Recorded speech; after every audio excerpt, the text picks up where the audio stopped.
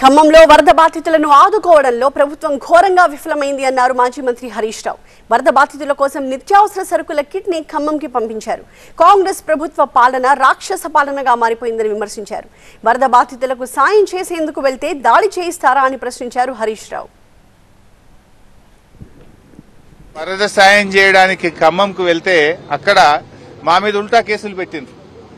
మేము అక్కడికి వెళ్లి వాళ్ళను పరామర్శించి వారికి ఉడతా భక్తిగా కొన్ని కిట్లు ఇచ్చాం. మా మీద దాడి చేసినారు. దాడి వాళ్లే చేసిండ్రు. పైగా మళ్ళీ ఉల్టా మా మీదనే కేసులు పెడతా ఉన్నారు. అంటే ఈ ప్రభుత్వం పూర్తిగా దుర్మార్గంగా వ్యవహరిస్తా ఉంది. ఇది ప్రజాపాలన కాదు, రాక్షస పాలనగా మారింది. ప్రజాపాలనలో సాయం చేసే చేతులకు ఎవరైనా కేసులు పెడతారా?